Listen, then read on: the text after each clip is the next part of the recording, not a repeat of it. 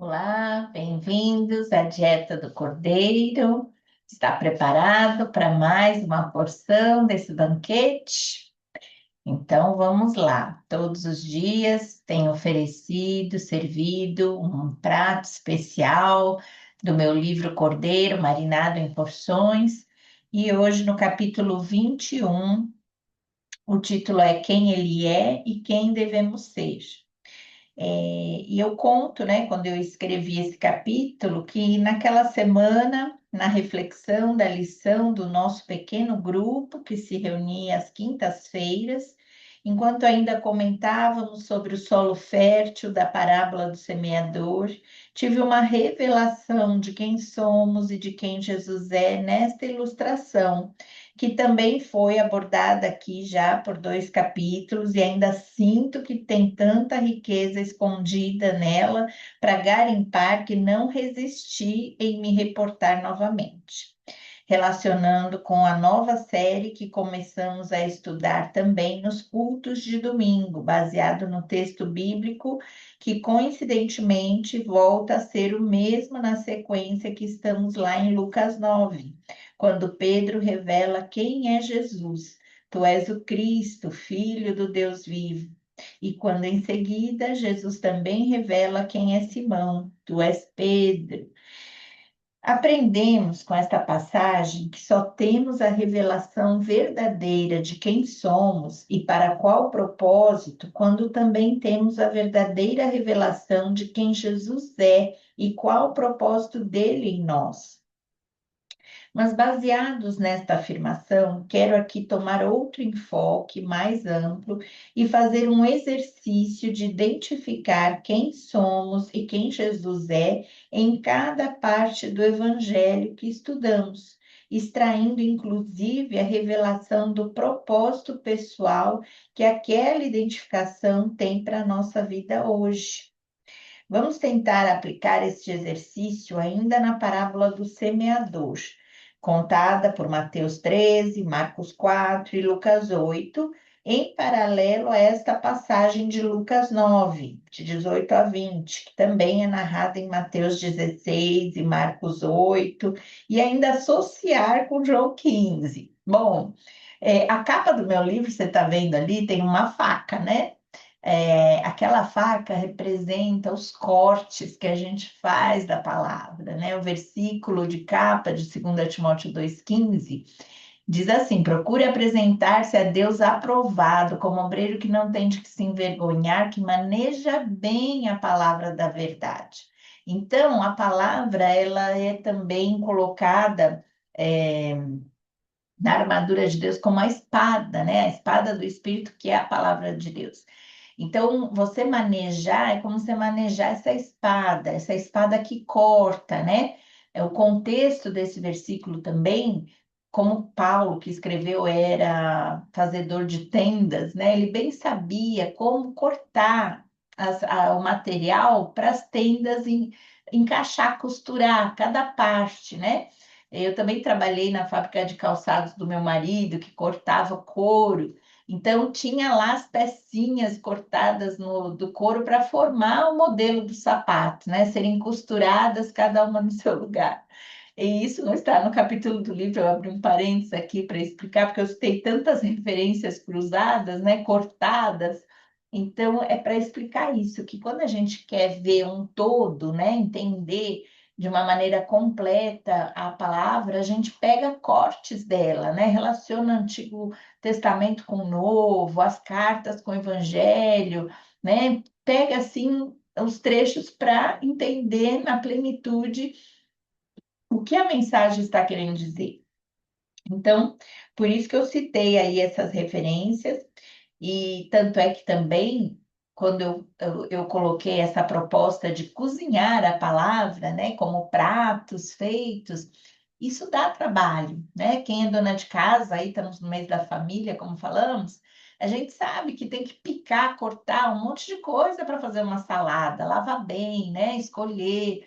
Então, isso também é na linguagem espiritual.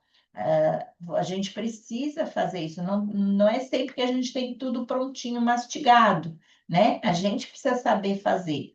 Então, Bora lá procurar essas passagens que eu citei e comparar, e estudar e preparar esse prato aí delicioso. O primeiro ponto que a gente vai ver é quem ele é. Aliás, na terceira parte do livro é o tema quem ele é, né? Nós nem chegamos lá, mas aqui nessa segunda parte ainda a gente vai conseguir identificar alguns atributos dele, algumas figuras que revelam quem ele é. Ao mesmo tempo que ele é o semeador que lançou tantas sementes preciosas no nosso coração enquanto ensinava em seus sermões, ele mesmo é a própria semente que caiu na terra e morrendo deu muito fruto. Ele é a semente porque as sementes da parábola representam a palavra de Deus e ele mesmo é a palavra, o verbo vivo, pelo qual todas as coisas foram criadas. Ele é o caminho, né, que é a terra por meio do qual temos acesso a Deus e no qual o diabo, os pássaros da parábola, não têm acesso livre, só quando permitido. Vemos também que ele é a luz do mundo, que nos proporciona energia para viver. Ele é o sol da justiça, que traz calor e vigor ao nosso crescimento, diferente do sol escaldante da parábola que secou a plantinha. Até porque ele mesmo é a raiz de Davi, e nele estamos arraigados, enraizados, firmes e profundamente. Ele é a água viva que possibilita nosso coração ter a umidade necessária para regar sua palavra em nós, mas ele também é a pedra angular, a rocha inabalável que sustenta sobre si a igreja, nele edificada. Ele não é o espinheiro que queria reinar sufocando todos e tudo, ele é a própria videira verdadeira, que reina passando sua seiva para os seus ramos, para que os seus ramos sejam frutíferos. Ele é o próprio fruto que alimenta, o grão moído que se transformou em pão da vida, o pão vivo que desceu do céu para alimentar a terra. Este é o propósito original da semente, passar por todo esse processo da semeadura, do cultivo e da colheita até seu destino final, ser transformada em fruto que alimenta, sustenta e fortalece o crescimento da vida. Você já teve a revelação pessoal de que Jesus é tudo isso para você tornar o que deve ser? Olha quanta coisa a gente viu que Jesus é, o semeador, a semente, né? Porque é a própria palavra, o caminho, a luz, o sol, a raiz, a água, a pedra, a videira, o fruto, que é o próprio pão vivo que desceu do céu, né? Em um trechinho só das Escrituras, em uma única parábola, quantas ilustrações revelam quem ele é, né? E agora vamos ver quem somos nós. Continuando aqui. Assim como o Pai me enviou, também eu vos envio a vós, diz em João 20, 21. Se acreditamos nessa afirmação que Jesus fez a nosso respeito, podemos então nos identificar com ele em muitos dos aspectos citados acima. Por exemplo, claro que somos enviados como semeadores para lançar a palavra de Deus e sermos ainda mais cooperadores de Deus na lavoura que também fazemos parte, pois somos obreiros desta grande seara, para a qual recebemos a grande comissão de ir e semear. E por termos nas mãos essa semente, que muitas vezes levamos pelo caminho, andando e chorando, recebemos também a ordem de sermos luz do mundo e sal da terra, para voltarmos cantando de alegria com os nossos feixes. E isto somente é possível porque somos ramos que estamos ligados à videira verdadeira, para darmos muitos frutos, sabendo que sem ele nada disso podemos fazer. Sim, nós mesmos até somos o fruto do penoso trabalho de sua alma. E quando ele vê que somos assim e assim fazemos, ele fica satisfeito. Tanto quanto o ceifeiro próspero se regozija quando recolhe uma farta colheita. Agora eu pergunto: você tem se identificado com quem realmente você deveria ser por já saber quem Jesus é? Só nesse trechinho, você é o semeador, você é o cooperador de Deus, você é a própria lavoura, obreiros dessa grande seara, né? Você é a luz do mundo, o sal da terra, você é o ramo ligado à videira, você é um fruto, né? Nós somos tudo isso e muito mais, mas só nesse trechinho já deu para destacar tudo isso. Em João 15, que eu falei que nós iríamos relacionar também, em João 15:16, diz assim: Jesus falando: Eu os escolhi para ir e darem fruto, fruto que permaneça. Então, a gente viu que, assim como o Pai enviou Jesus, Jesus também estava enviando a nós. E aqui a gente vê que ele nos escolheu para enviar e dar fruto, e fruto que permaneça. Nosso propósito é dar fruto, desde a ordem quando o nosso Criador nos criou e nos ordenou: sede fecundos, multiplicai-vos, né? Ali era dar frutos, filhos.